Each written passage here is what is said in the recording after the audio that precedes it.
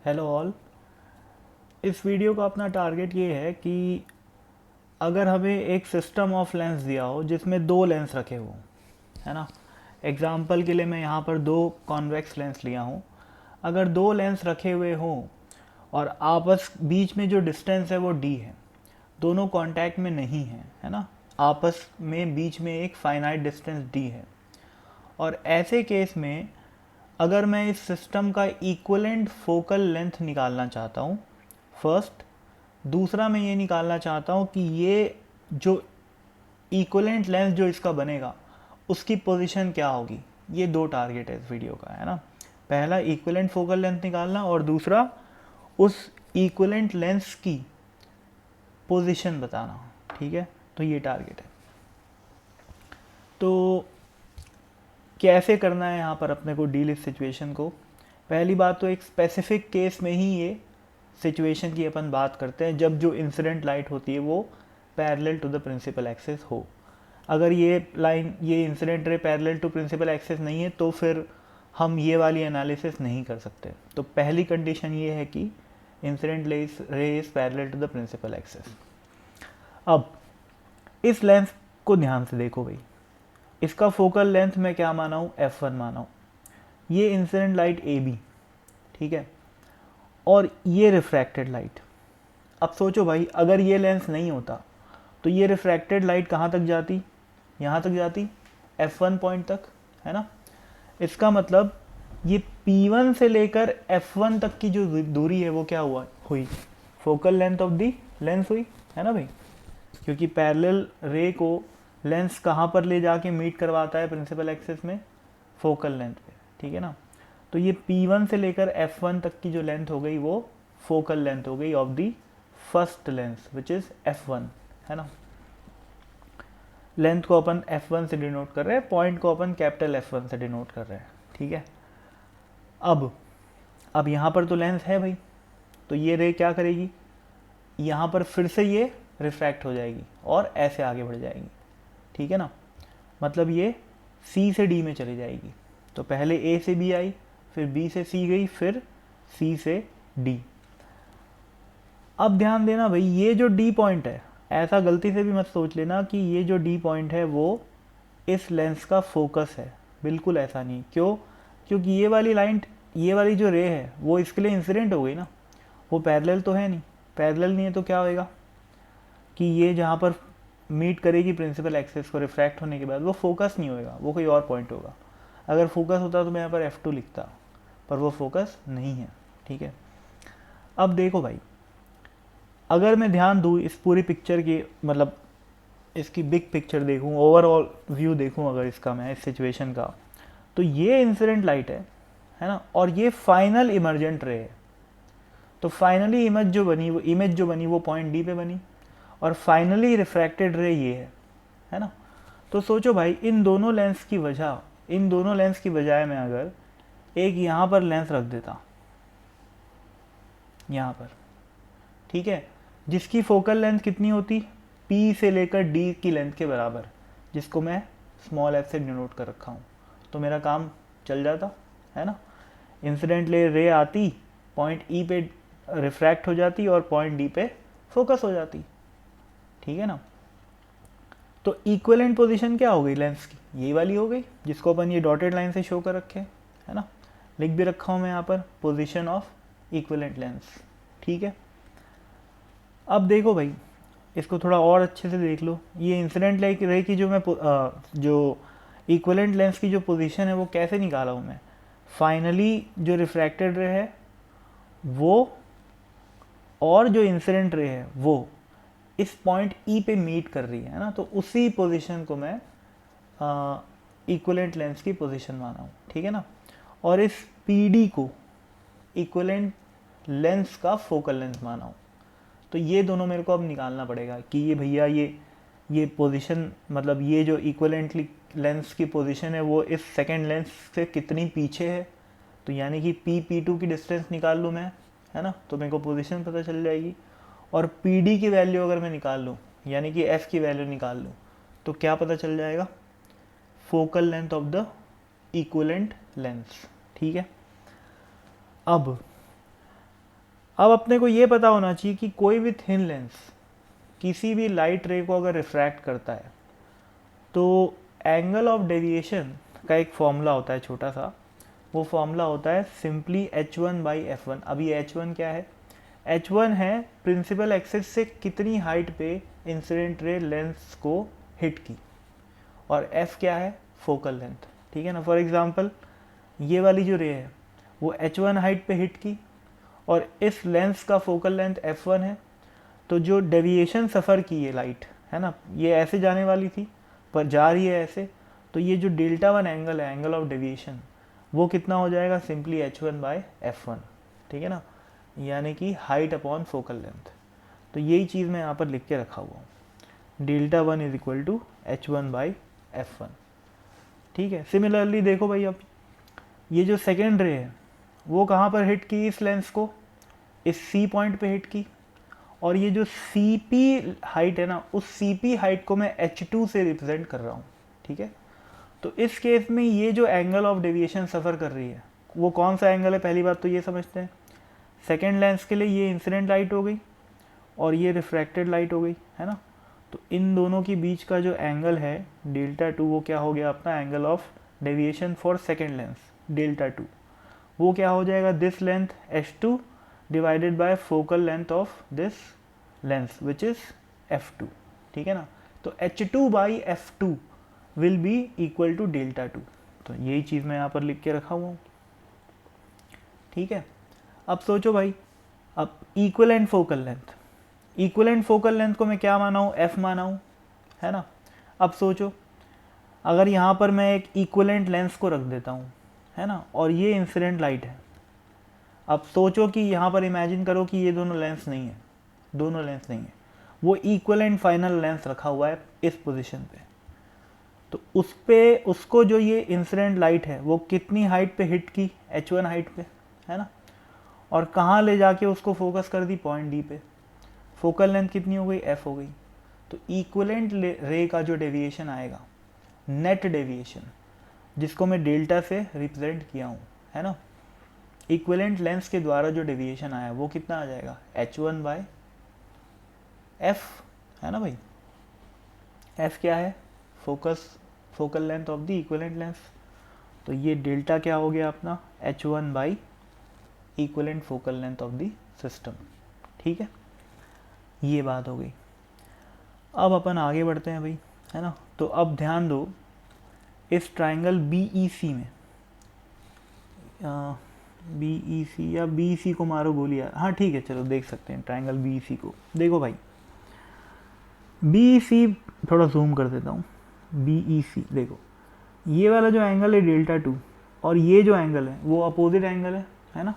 तो ये एंगल और ये एंगल बराबर हो जाएगा, तो इसको मैं क्या लिख सकता हूँ? डेल्टा 2। अब ट्राइंगल BEC को ध्यान देना है। BEC में देखो भाई, ये जो एंगल है वो एक्सटीरियर एंगल हो गया, और ये डेल्टा 2 और डेल्टा 1 क्या हो गया? इंटरनल एंगल हो गए। और अपन क्या जानते हैं भाई? डेल्टा 1 डेल्टा 2 दोनों इंटीरियर एंगल का जो सम आएगा वो एक्सटीरियर एंगल के बराबर आएगा। तो डेल्टा की वैल्यू क्या हो गई? Delta 1 plus delta 2। ठीक है ना। और कॉमन सेंस से भी सोचो भाई, दोनों ही रे क्लॉकवाइज डायरेक्शन में डेविएट हुई है दोनों केस में। फर्स्ट लेंस क्या किया? रे को डेल्टा 1 डेविएट कर दिया, है ना, क्लॉकवाइज डायरेक्शन में, ये क्लॉकवाइज डायरेक्शन है। फिर सेकेंड लेंस क्या किया? डेल्टा 2 डेविएट कर दिया, वो भी क्लॉकवाइज डायरेक्शन में। तो नेट डेविएशन क्या हो जाएगा? Delta which is will be equal to delta 1 plus delta 2। तो इतना ट्राइंगल व एंगल का लफड़ा भी पालने की ज़रूरत नहीं है, कॉमन सेंस से भी अपन बता सकते हैं कि डेल्टा की वैल्यू डेल्टा 1 प्लस डेल्टा 2 है। ठीक है, और यही चीज़ मैं यहाँ पर लिख के रखा हुआ हूँ ये। ठीक है, अब इन तीनों रिलेशन को उठा के यहाँ पर रख दो। डेल्टा की वैल्यू रख दिया h1/f, है ना। डेल्टा 1 की वैल्यू यहाँ से उठा के रख दिया यहाँ पर। डेल्टा 2 की वैल्यू यहाँ से उठा के यहाँ रख दिया। ठीक है, क्या इक्वेशन बन गई? h1/f is equal to h1/f1 plus h2/f2, है ना। अब भाई, अब मेरे को इसको आगे बढ़ने से पहले एक दूसरी कैलकुलेशन शो करनी पड़ेगी, वो देखो, वो इस रेड कलर के बॉक्स में है। ध्यान से देखो, ये छोटा सा ट्रायंगल जो दिख रहा है, ये वाला BGC है ना, छोटा सा ट्रायंगल BGC। इस ट्रायंगल में मैं अगर tan डेल्टा 1 की बात करूँ तो डेल्टा 1 पहली बात तो बहुत छोटा है ना, तो स्मॉल एंगल अप्रॉक्सीमेशन वैलिड होगा। थिन लेंस बहुत ज़्यादा डेविएट नहीं करते लाइट रे को, है ना, तो डेल्टा 1 छोटा होगा, ये तो गारंटी है। तो स्मॉल एंगल अप्रॉक्सीमेशन से डेल्टा 1 इज इक्वल टू मैं क्या लिख सकता हूँ, tan डेल्टा 1। अब इस ट्राइंगल में से मैं tan डेल्टा 1 की वैल्यू क्या लिख सकता हूँ, BC बाय CG है ना, ये CG है, CG बाय BG है ना, तो ये CG या फिर GC बोल लो बाय BG कर दिया tan डेल्टा 1 की वैल्यू, है ना। अब ये जो GC है वो क्या है भाई, ये GP टोटल लेंथ कितनी है, H1 है, टोटल हाइट कितनी है H1, और CP2 ये वाली जो लेंथ है ना, ये जो पॉइंट है ना, ये P2 है। P2 मतलब पोल, सेकेंड लेंस का पोल।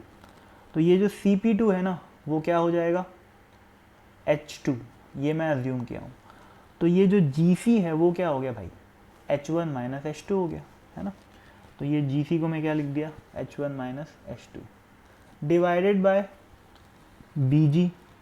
अब BG कितना है भाई, separation between the two lens which is small d, तो ये आ गया H1 minus H2 divided by d। तो tan डेल्टा 1 की वैल्यू आ गई H1 minus H2 divided by d।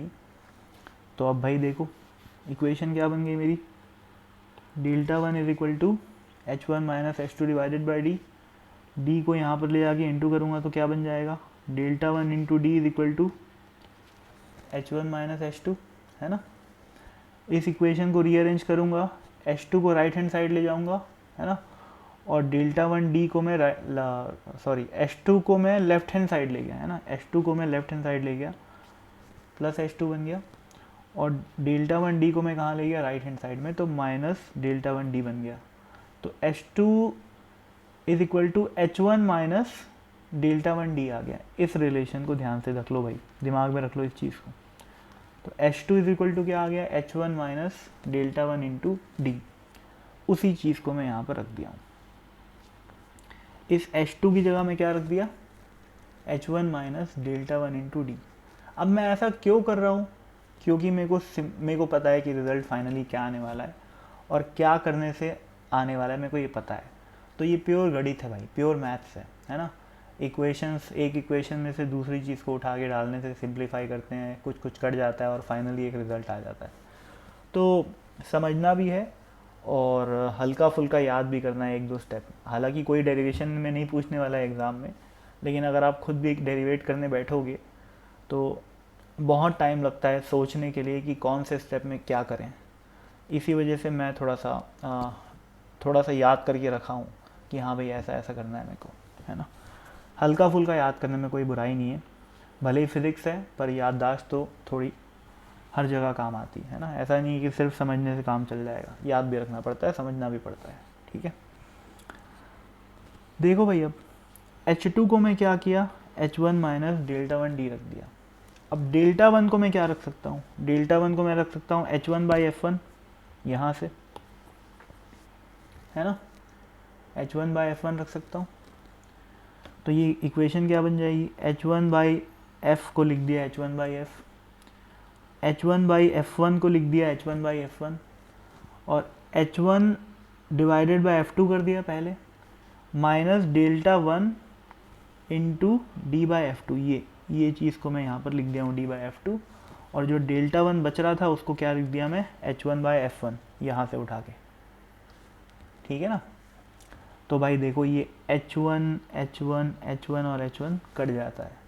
ये बेनिफिट था इस स्टेप का, है ना, ये सिग्निफिकेंस है इस स्टेप का कि क्यों मैं H2 को इन टर्म्स ऑफ H1 यहाँ पर उठा के रख दिया, और फिर डेल्टा 1 को भी मैं H1 के टर्म्स में रख दिया H1 बाई F1, ताकि पूरा H1 सारा कट जाए।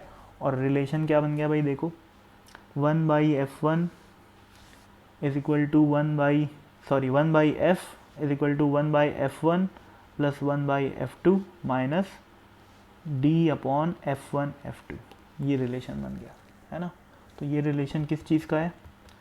Relation between the equivalent focal length F and the focal length of the given lenses plus the separation between the lenses, ठीक है ना।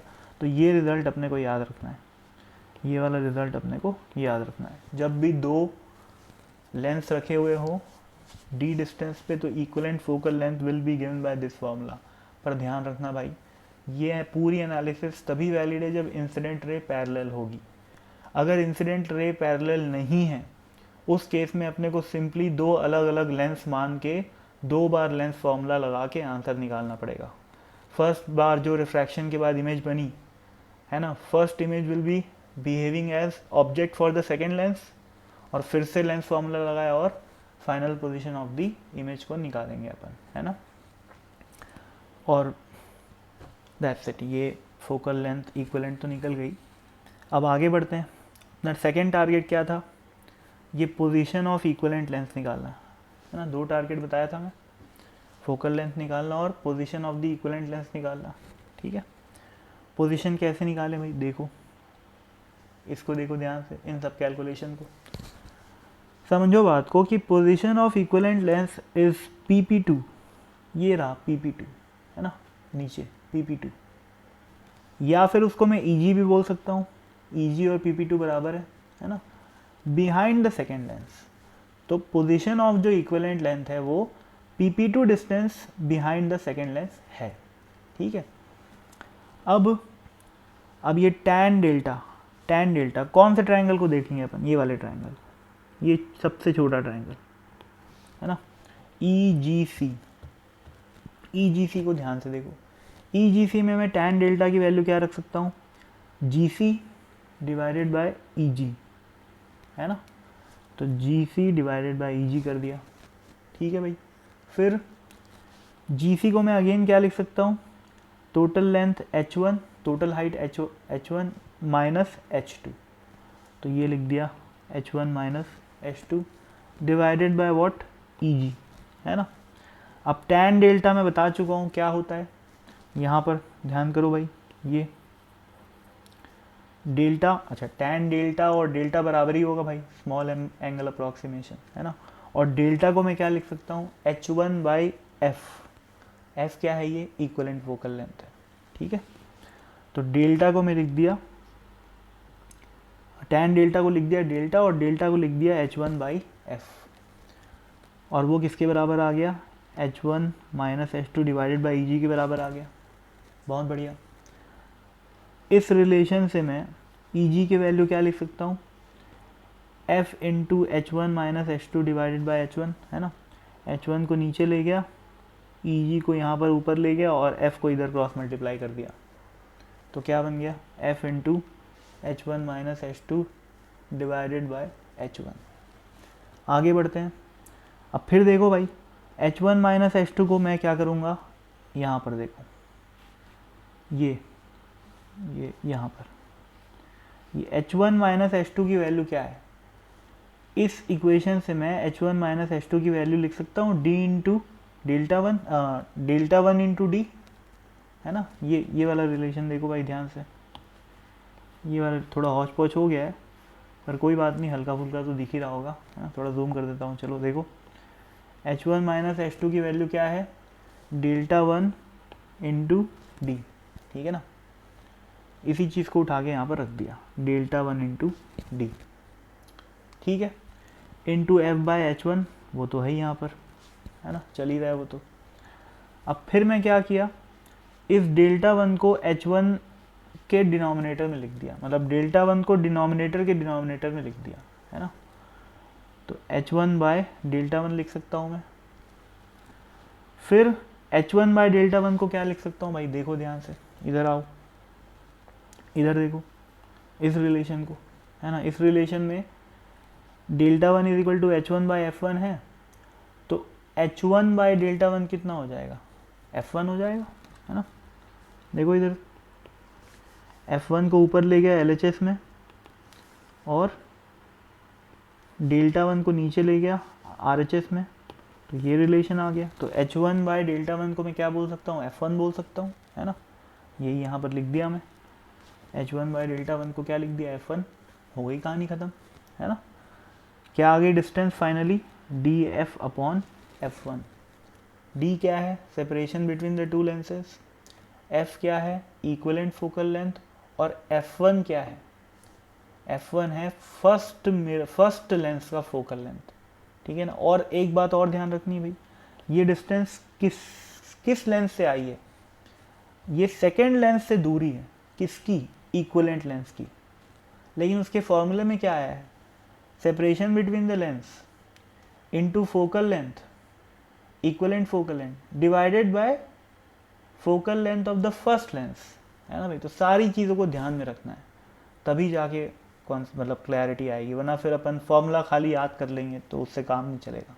पता होना चाहिए F1 क्या है, D क्या है, F क्या है ना। और साथ ही साथ ये भी पता होना चाहिए कि ये जो ओवरऑल रिजल्ट आ रहा है वो है क्या, वो है distance from the lens to, है ना, distance of the equivalent lens from the second lens.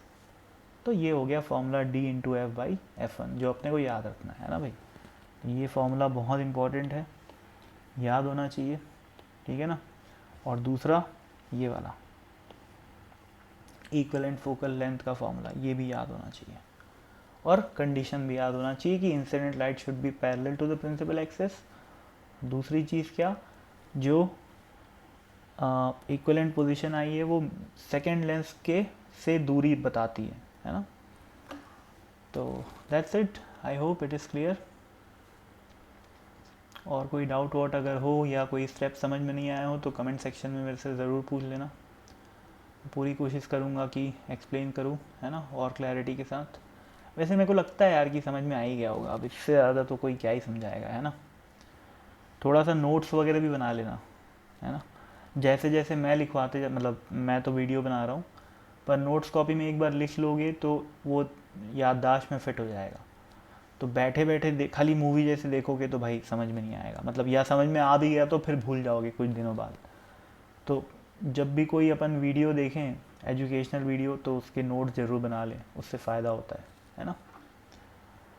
और बाकी स्क्रीनशॉट तो ले ही सकते हो आप लोग, लेकिन यहाँ पर काफ़ी हौच पौच हो रखा है, काफ़ी कचरा मचरा हो रखा है, तो आई होप खुद ही लिख लो यार, है ना, वही ज़्यादा अच्छा रहेगा। Okay, thank you, thanks for watching, bye bye.